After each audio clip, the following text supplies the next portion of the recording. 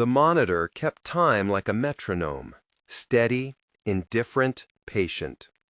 Rain drove itself against the hospital windows, a percussion that matched the soft, mechanical breathing in the room. Aiden Lee had been in that rhythm for hours, hands prying at old adhesive, eyes catching the faint rise and fall of a chest that did not answer questions. He did not know her name when he began the shift. He knew only the thin envelope of privilege that had been folded around her like a shroud. He knew, too, that something about the way the sedation levels had been maintained felt wrong. That feeling was a slow, precise discomfort, the sort that doctors learn to trust. If you stay with this story until the end, subscribe and like. There's more ahead where this came from. He peeled back the gauze with the care of someone opening a wound in public. His fingers were steady, but his heart beat too loud in his ears. The room smelled of antiseptic and rain, and, under it all, something faint and sweet that did not belong in a hospital. Oil, citrus, a perfume that hung like memory. The bandage came away to reveal pale skin, a clean incision, and beneath the tape a drop of viscous residue that pooled at the corner of a catheter. It caught the light and clung, an amber bead that did not belong to any protocol in the book. "Margaret," he said without looking up. The head nurse, who had the soft armor of decades in critical care, glanced in from the doorway, her brow already forming the map of cautious disapproval. "What is it?" she asked. "Residue on the site. Not normal. Draw cultures and get a sample to—" Aiden snapped a sterile swab into a vial. "Jake?" He needed a lab that ran clean and fast.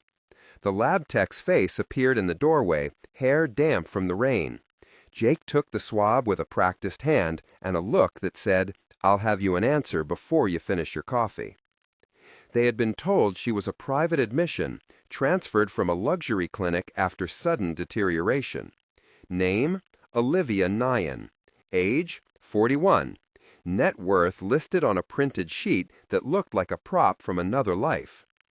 Aiden read it once and folded the paper under his clipboard. The details mattered less than the person in front of him. A woman whose chest rose and fell but gave no voice. Her pupils sluggish to light, her jaw slack against the ventilator tubing before they had moved her to a high-flow nasal cannula. He banked on the idea that human life, regardless of account balances, deserved the same stubborn dignity. "You shouldn't be digging through her dressings," Margaret warned.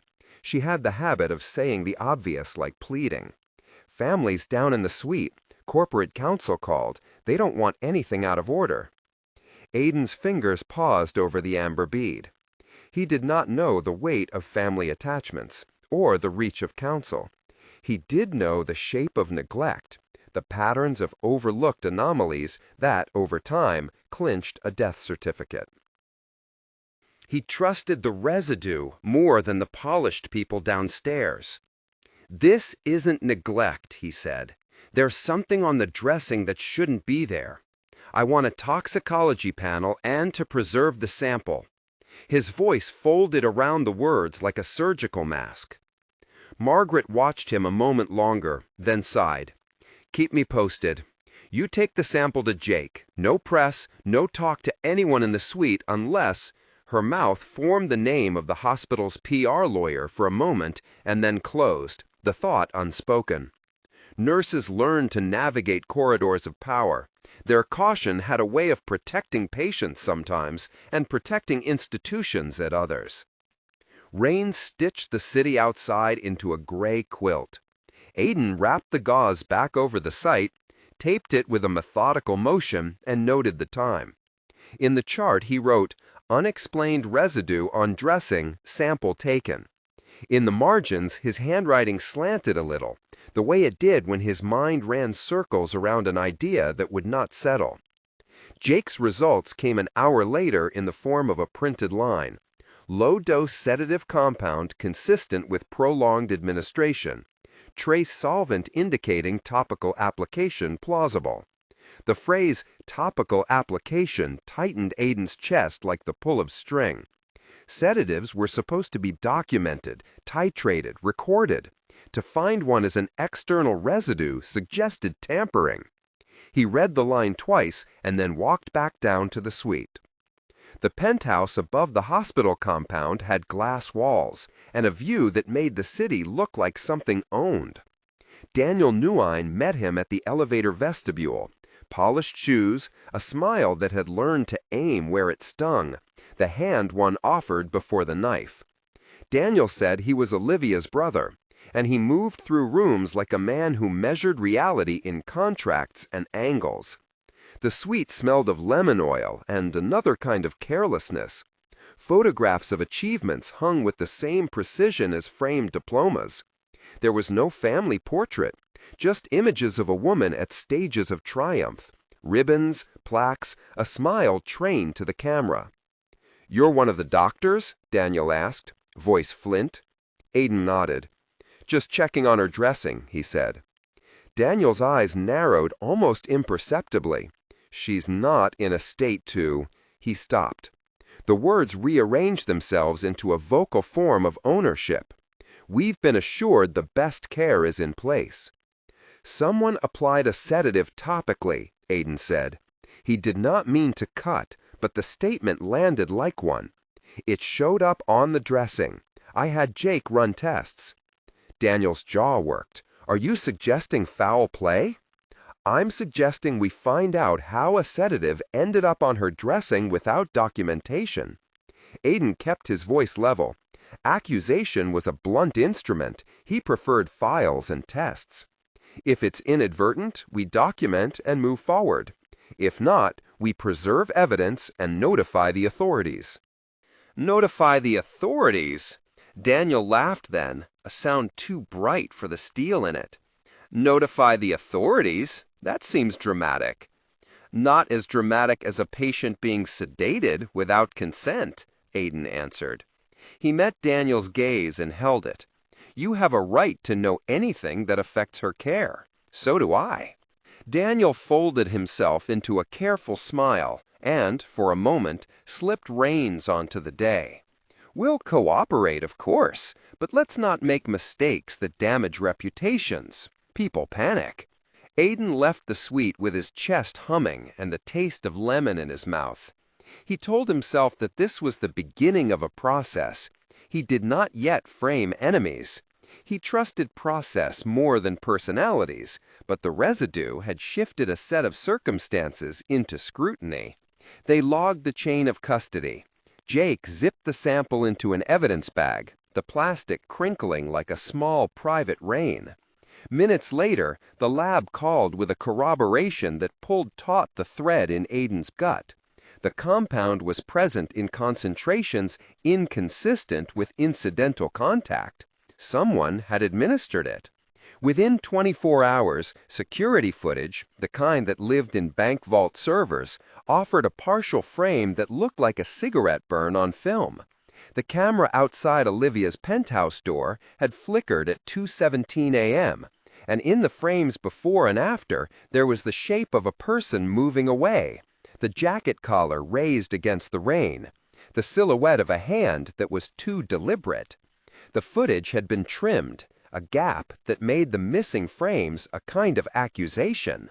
Margaret, who had seen too many institutional stories turn toxic, put her hand on Aiden's forearm. "If this is sabotage, Daniel's people will squish it," she said. "They don't like loose ends." Aiden felt the weight of the word, sabotage, like cold metal. There were fewer things crueler than finding that someone had used a body as a place to hide their motives. He imagined Olivia, whatever private life had been rolled into her suitcases, lying in a room of white and rain, listening to beeps that did not match the conversations being stitched together under the glass floors above her. He spent the next hours assembling a team with the automatic devotion of someone who had chosen medicine over another trade. He texted Rachel Kim, an attorney who he had only seen in court for a hospital policy fight months before, and she responded with a cadence that read like a department in motion. "Can you meet?" He pulled in Jake, who agreed to run an independent chain of custody test. He paged Margaret for witness statements and to inventory staff access during the night shift. Jenny, a nurse who often left the ward with the imprint of worry on her face, signed a statement that made Aiden's jaw drop. She had been asked, subtly, to alter a sedation record the night Olivia declined another lab at the luxury clinic. Jenny sat in a chair by the break room window and folded a paper napkin into a small, unreadable plane. Her voice was thin from guilt or fear. Aiden could not tell which. "It wasn't supposed to hurt her," she said. "They told me I was making things calm. Daniel's assistant, Evan, said it would keep her sleeping through the tests. She stopped. Tears loosened the edges of language. "You told me to use the wrong number on the chart or adjust the time," she finished, the sentence like a trapdoor opening. "I did it because I was scared. They said they'd lose the grant money if she woke up too soon. They said rich donors hated unpredictability." Aiden took the napkin and folded it into something less fragile with his hands. "Who exactly told you to do that?" Jenny named Evan, and a dozen small connections dropped into place like the first notes of a long symphony. Evan worked part-time as a coordinator for Olivia's private care team and freelance contracted to Daniel's office. He had access, and fear had made his access pliable. The next day, under a sky lifting its rain into a hesitant sun, Olivia's room gave the tiniest, most treacherous sign of interruption. 2 fingers, pale against the sheet, moved in a rhythm not quite voluntary. The monitor stuttered. Aiden, who had watched many small recoveries and many false starts, felt a rush of disbelief. He called for speech therapy and physiotherapy. Rachel called for caution, and Margaret managed staffing like a deck of cards being rearranged. When the patient blinked for the first time, it was as if a shutter opened. Her eyes were unfocused, but she registered the presence of hands and voice. And when Aiden spoke her name, Olivia, the sound was like a match struck in an empty room. She could not speak clearly yet. Her throat felt foreign to her. But she squeezed his hand with a grip that made some of the air in the room become holy. It was a small, fierce claim on life that did not belong to money or to lawyers. It was hers. The legal angle moved fast. Rachel assembled a notice to the district attorney's office and outlined the chain of custody irregularities. Jake's independent test returned with language that made the prosecution take notice. Deliberate, topical application of a sedative agent in non-trivial amounts. Records of device downtime on security footage matched with a sign-in that flagged Evan's ID. The pieces lined up like a map. Daniel reacted as well as a man used to shaping outcomes did, by seeking to shape perception. He offered solemn statements about privacy and grief and control, and the press obligingly spun the narrative into the glossy center of human drama and corporate privacy. Column inches offered split sympathies. In private, Aiden observed the man in the hospital corridors and thought he saw impatience strike like light off steel. But the hospital could not unsee the evidence. Jake's report, Jenny's testimony, and a blurred but telling footprint on a security console built a case. Olivia's awakening, fragile though it was, meant she could be a witness. The idea of that possibility was both terrifying to Daniel and liberating to Aiden. At night, after he finished rounds, Aiden walked the hospital's outer terrace. The city below sent up a silver breath and the heartbeat of ambulance sirens. He thought of the patient whose life had no family printed on the chart, no relatives who sat at her bedside with grief to trade for decision-making.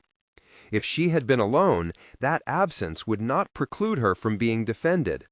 It made the need for him to be steadfast sharper. He had not expected that the act of defending would become personal. He had not expected that when Olivia first focused on him, months later, it would be with eyes that held something like recognition. For now, she was a living patient and a potential plaintiff and a person in a room of machines, and Aiden kept his place at the hinge between patient and system like a hinge keeps a door from swinging away. The first hearing was set quietly, with a protective order that limited press access to the day of arraignment. Daniel brought counsel. The prosecutor assigned a veteran with a ledgered face, someone who could turn evidence into narrative. The hospital appointed an outside auditor to inspect logs and footage. And when Aiden presented the secured chain of custody box in court, an envelope of facts wrapped in bureaucracy, he felt an odd intimacy with the truth. Evidence never asked for kindness, it only wanted clarity. Olivia's first testimony came later, after she learned to sit up with the unsteady confidence of someone remembering how to be in her body. Her voice was a rough thing, speech therapy still shaping words like clay. She was asked, with legal caution and human gentle hands, whether she remembered the nights before her collapse. Her eyes moved to Daniel for a flicker of a moment, as if weighing the man named in the case against the man she had been used to seeing on glossy covers. Then she looked at Aiden. "I remember being with someone who told me it was better to cooperate," she said, in a voice that felt like it had been hollowed out and filled again. "I remember being told that my tests would be easier if I slept. I remember not wanting to be a problem." The words landed in the courtroom with a small thud. They were not confessions of guilt, but a charted path toward it. The prosecution built their case on the scaffold of fact, a chain of custody that showed tampering with access points, a lab report quantifying the residue inconsistent with accidental contact, testimony from a nurse who had been pressed by fear to alter records, and a log that showed security footage gaps coinciding with Evan's access. Evan, who had been hairy with anxiety when called to the stand. Daniel's defense, as mighty as he could afford, argued plausibility and coincidence, that staff mistakes could account for discrepancies, that grief and stress made for misremembered times. But the thought seeded a new urgency in him, one that would push him from bedside vigilance into the thickets of legal strategy and, eventually, into a space where care and protection took on shapes that were not merely clinical. A week later, a small victory arrived like the first clean light after a storm. Olivia said, clearly enough for a room of strangers to hear, "I don't want anyone making choices for me." It was a sentence that made the prosecutor smile and the defense frown. It was the first unguarded thing she had claimed. And when she said it, her hand found Aiden's and squeezed, not out of reliance, but out of recognition. Outside, the city was waking to the news, and somewhere in the distance, thunder announced that the weather was not done with its washing. Within the hospital, monitors hummed on. The bandages remained, and beneath them, small traces of what had happened were preserved in cold boxes and in the careful testimonies of people who had not wanted to see the ledger of truth. The legal fight had only just begun. And for the first time in months, Aiden allowed himself to think not only of how to protect her body, but how to make sure the world would hold its hands around the life that had no family of its own. He did not yet know how much that commitment would demand of him. He only knew it would demand everything. The courthouse smelled of old coffee and lemon disinfectant. Morning light slanted through high windows and cut across the defendant's table, where Daniel sat with his hands folded, the posture of a man learning to obey a new script. He listened as the prosecutor began the sequence he would keep returning to: the weekend of the incident, the security room log, the overwrite executed with administrative credentials. Each fact was a small hammer strike. Each hammer strike left a dent in the architecture Daniel had always assumed was permanent. Aiden watched from the gallery with Olivia near his elbow. She wore a sweater that hid the scars, but not the way she shifted when the questions turned toward sound and touch. Sometimes she closed her eyes, as if listening again to a night that still had the power to rearrange her ribs. When the camera panned the courtroom, an odd, cold intimacy, her fingers found his in the same way they had in the hospital room, not clinging, but deliberate, a claim.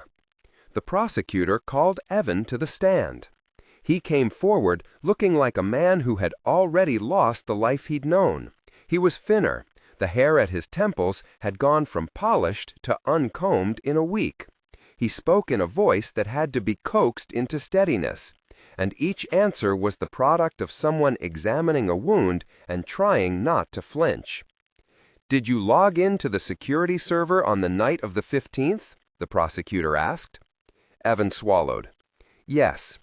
"Did you execute an overwrite?" "Yes." "Why?" Silence sat for a breath, heavy enough to be its own testimony. Evan's eyes cut to Daniel in that instant, not in accusation, but as if seeking permission to say a world-shattering thing. The defense attorney sharpened like a hawk about to strike. Evan knew the terms of what he could risk. He knew the way truth could be folded into law and made small. "I was told," Evan said finally, I was told it was protocol, that it was to remove irrelevant footage, and—" He stopped. He had rehearsed this. It still unclenched him.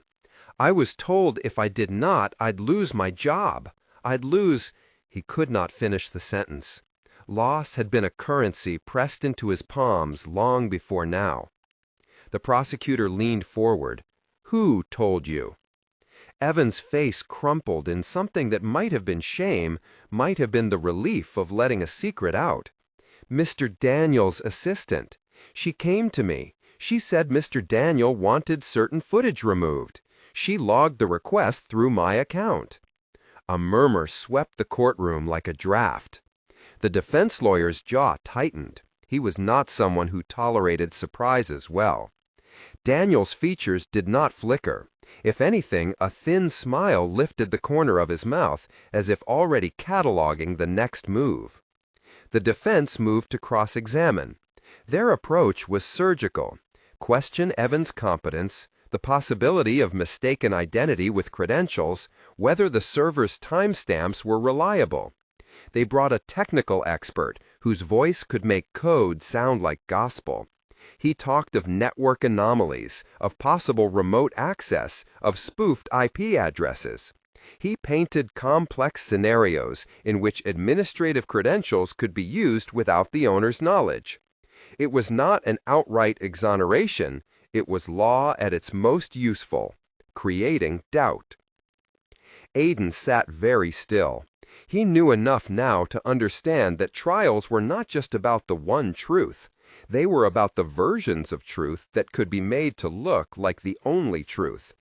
He also knew enough not to let his mind go where it wanted, to the man in the dark jacket watching the hospital, to the crumpled note in the hospital binder. He forced himself back into the courtroom, to Evan's tremor, to Olivia's inhale. Outside the courthouse, reporters fluttered like birds in a tree, each pecking for the softest flesh of a quote. Daniel passed them with an impatience that looked almost casual. He had learned to move through attention as if he owned the space it occupied. When a camera lingered, he turned his face into the public with the practiced generosity of a man who wants to be seen as more complex than his worthday. It read as arrogance or mastery, depending on the eye. That night, when Aiden walked back to the hospital, a man in a dark jacket stood near the curb where he had been seen weeks before. The man did not approach. He watched the hospital with the same deliberate patience as before, as if rehearsing an argument that never needed words. Aiden crossed the street and passed within arm's reach. Rosa recognized that and suggested a form of shared guardianship. Olivia would designate a decision scope, narrow and precise, and appoint the guardian only for matters that required a presence she could not provide. It was a compromise that respected autonomy while acknowledging the practicalities of law. When Olivia returned to court to give testimony, the room felt like a different country. She had rehearsed, not so much answers as the way she would carry herself, how she would hold the microphone, where she would place her hands, the cadence she would use when the hard questions came. She moved with a quiet determination. The prosecutors had prepared her, but it was her voice that made the difference. Not polished rhetoric, but the simple, resolute cadence of someone retrieving life. "I don't want anyone making choices for me," she told the court again, clearer this time, as if they had not heard the first. She spoke about the night with the measured courage of someone who had cataloged sensations into evidence because survival demanded it. When the defense tried to poke holes in her memory, suggesting confusion, implying trauma-induced unreliability, she did not flinch. She said, "I remember being afraid," and that admission landed like an anchor. Aiden sat beneath the gallery rail and felt a foreign thing, pride, like a person witnessing a rescue and needing no applause. He remembered the first time he'd seen her in the ER and how she had seemed smaller than the machine that hurt her. Now she filled the room in a way that no giver of power could take back. Outside the courthouse afterward, a reporter asked her if she felt safe.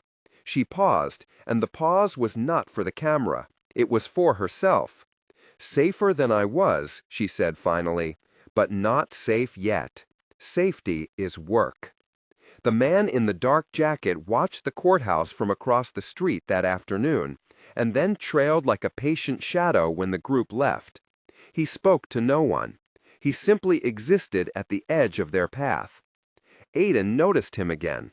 A small human alarm set off in his chest, an instinctive mapping between presence and threat. He walked faster. The man did not speed up. He timed his steps to the same rhythm and let the crowd carry them apart at the corner. The defense's strategy shifted when new technical evidence landed on the prosecutor's table. A backup tape, poorly cataloged, with fragments of overwritten files. The analyst called to testify could not extract a full image. What remained was patchwork, bursts of footage, single frames. Some fragments were correlating. Others were corrupted. The prosecutor pieced together what could be corroborated: a silhouette, a door opening, a shadow that might have been a hand. In the lunchroom, Aiden read the technical expert's notes and felt the exhaustion of someone who had learned to translate from one language, the precise arithmetic of technology, to another, the narrative arithmetic of human lives. He would do each in whatever messy measure the day demanded. The case would not be decided in a week. The defense would keep stretching the fabric of time, and in the stretched spaces, new things could happen. Interviews, leaks, offers of settlements, threats whispered over secure lines. For now, the trial continued its slow public surgery, and the people inside its margins arranged themselves into a precarious constellation. When Daniel finally called his first witness, his assistant, she appeared composed, as if someone had taught her the particular economy of denial. Her answers were careful, layered like a building built out of glass and smoke. She said she had no memory of calling Evan. She said she handled many requests and trusted the systems in place. She said she had no motive. Her protestations were precise enough to unpeel some of the prosecutor's certainty. The defense smiled like victory, but a smile is a thing that presumes time. Aiden watched the case fold and unfold like a manuscript rewritten by many hands. He could sense the way the city watched back, hungry and tentative, willing to believe but not yet ready to convene. He stayed near Olivia because presence was something that could be given even when power could not be changed. He kept an eye on Evan because truth sometimes needed a witness who could not be easily silenced. He kept an ear for the man in the dark jacket because threats, even unspoken ones, required naming. The work did not have the neatness of heroism. It had instead the steady accumulation of small human decisions. Who would sit beside a survivor at a hearing? Which expert to call? Whether to answer a reporter? Whether to sleep? These decisions would, in time, be the scaffolding of whatever justice the court might find. Outside, the weather changed. Rain returned in a thin, reluctant way, as if the city could not decide whether to purge or to preserve. Aidan closed Olivia's room door behind him and found Evan at the nurse's station, head bowed over his hands like a man weighing options he did not want to choose. "We go to court tomorrow," Evan said. Aidan nodded. "We will be there." Evan looked up, and for the first time there was a sort of hard gratitude in him. "Thank you," he said, and the words were simple enough to be honest. "Do what you must to tell the truth," Aidan replied. "We'll handle the rest." Outside the hospital, the man in the dark jacket stopped as a car rolled by and watched the neon blink across the wet pavement. He stepped into the night and disappeared, a punctuation mark that meant little until it did not. For now, the trial marked its rhythms and the city kept its attention, like a pendulum that did not know which way to fall. Inside the courtroom the next morning, the prosecutor closed his examination of the assistant with a line that was less legal argument than moral insistence. "You had access to Mr. Daniel in a way most of us do not," he said softly. "When someone asks you to remove part of a record of a life, what do you think you are doing?" She hesitated. Her eyes flicked to Daniel, then to the gallery. "I thought I was protecting reputations," she said. "I thought I was doing my job." "Whose reputation?" the prosecutor pressed. Her face crumpled into something like truth. "Mr. Daniels," she admitted. "I did not think about the person in the room. I thought about the effect on the company, the project. I did not—" Her voice broke. "I didn't think."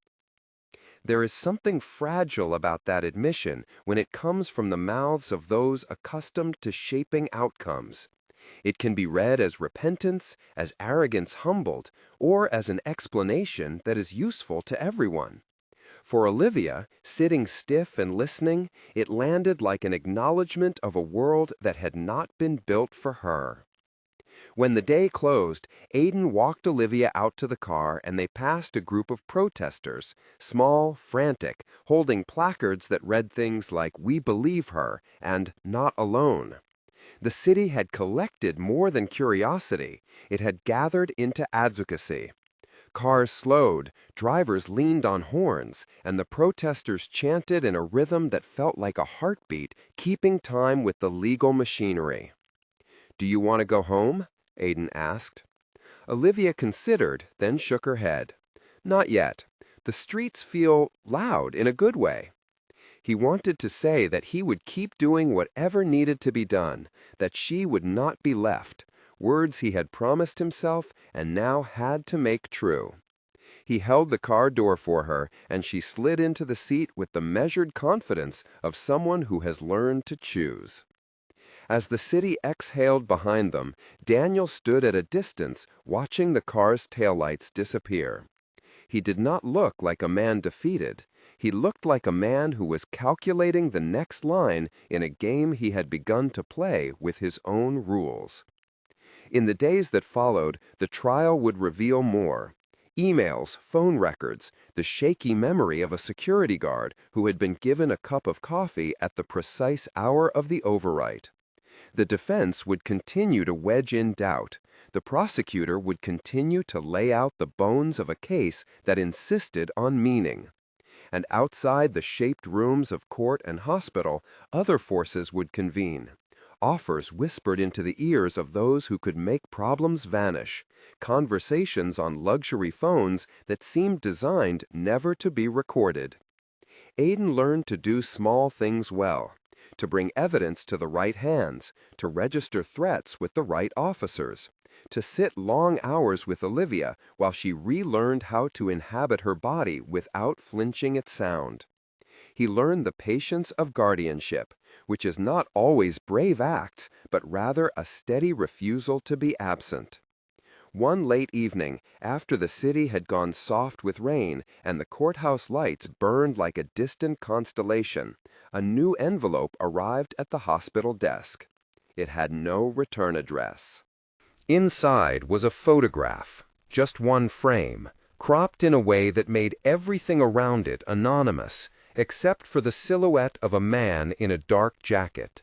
On the back, in blunt handwriting, a single sentence: "Some things can be bought." Aidan turned the photograph over in his hands. It was a temptation to read the world as if it were already decided. He refused. He folded the photograph and put it in a hospital safe, where evidence was kept and where mistakes were catalogued. He would not be dazzled by the sorts of power that could not be named. He would keep his place in the small apparatus that defended those without family. The trial pressed on. Decisions were deferred, witnesses were subpoenaed, jurors were sworn. The city watched and argued. The man in the dark jacket moved like a weather front, present, indifferent, and impossible to ignore. The stakes were now more than a court case. They had become a contest over who, in a world threaded with money and reputation, could still claim a life that had lost its place. Aidan sat in the gallery and thought of the promise he had made in the hospital room: "I will not let her be alone." He felt the weight of it like armor, or like a weight he had to carry until something else took it. He tightened his fingers around Olivia's hand. She squeezed back, and in the grip there was an answering vow, small and bright. Outside the courthouse, a storm gathered its patience and then at last let go. Rain washed the city in a thin, honest sheet. For a few hours, the light looked new, and the faces on the street seemed less sure of the stories they would tell. Inside, the trial turned toward its next phase: expert testimony that would test the records, the motives, the edges of truth. The courtroom hummed with preparation. The people in the margins, Aidan, Evan, Rosa, volunteers, did not always move in the drama's center, but they shaped its consequences in ways that would not be measured in headlines. As the day closed and the courthouse emptied, a small group of jurors lingered under the awning, their umbrellas up like markers of caution. One of them glanced at the hospital across the street and then back at the group, as if measuring whether the human stories that had passed before him would fit into the square of the law he had been asked to hold. Aidan walked away from the courthouse into rain that felt like a benediction. He did not know how the trial would end, who would be convicted or absolved, what bargains would be struck behind closed doors. He only knew that he would keep doing what he could until the work of reclaiming a life, one that had been claimed back from silence, had been completed, or until he could not keep going. The city, washed for a moment, seemed to receive him and return his promise to the world, like a mirror reflecting a faint, stubborn light.